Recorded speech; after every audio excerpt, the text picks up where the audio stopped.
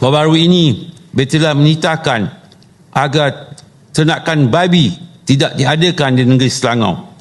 Namun demikian masih terdengar rungutan dari beberapa pihak yang seolah-olah tidak berpuas hati.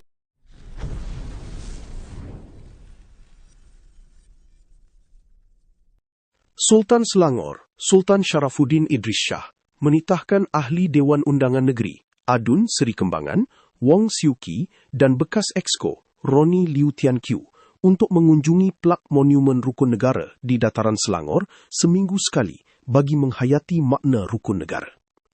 Sultan Selangor bertitah, ia supaya mereka menjadi rakyat yang tahu untuk hormat kepada kedaulatan institusi raja dan menjaga adab kesopanan dan kesusilaan. Baginda juga bertitah, semua adun Selangor datang sendiri ke Dataran Selangor yang terletak di Kelab Shah Alam, Seksyen 13, 2 kali sebulan untuk membaca dan memahami makna rukun negara. Sebelum ini, Baginda telah bertitah supaya tiada ternakan babi dijalankan di negeri Selangor atas beberapa faktor yang telah dijelaskan dalam titah Baginda. Baru-baru ini, BT telah menitahkan agar ternakan babi tidak diadakan di negeri Selangor. Namun demikian masih terdengar rungutan dari beberapa pihak yang seolah-olah tidak berpuas hati dan enggan untuk mematuhi titah BT. BT telah memberi faktor-faktor kenapa ternakan babi tidak sesuai di negeri Selangor.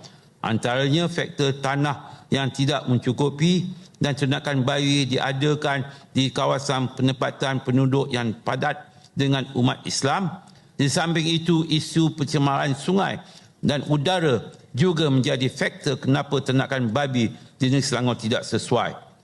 Baginda menegaskan, isu penternakan babi perlu dihentikan dan dimuktamadkan segera kerana ia menimbulkan keresahan masyarakat serta boleh menjejaskan keharmonian negeri. Adun Seri Kembangan, Wong Siew Kee pula telah memberi pandangannya mengenai isu tersebut. Dalam titah ucapan Tuanku, Seri Kembangan memohon ampun Tuanku menyebah bahawa isu ini juga menyentuh hak kesamarataan warga negara yang terjamin di bawah Perkara 8/2 Perlembagaan Persekutuan.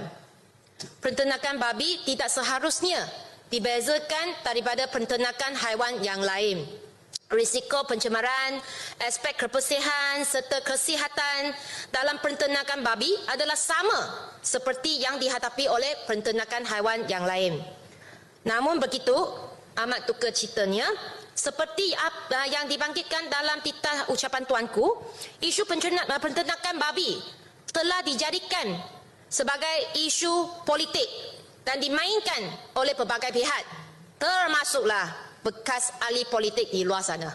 Semalam, menerusi perkongsian media Istana Selangor, Sultan Sharafuddin Idris Shah menitahkan Ahli Dewan Undangan Negeri, Adun Seri Kembangan, Wong Siew Kee dan bekas Exco, Roni Liu Tian Kiu, untuk mengunjungi plak Monumen Rukun Negara di Dataran Selangor seminggu sekali bagi menghayati makna rukun negara.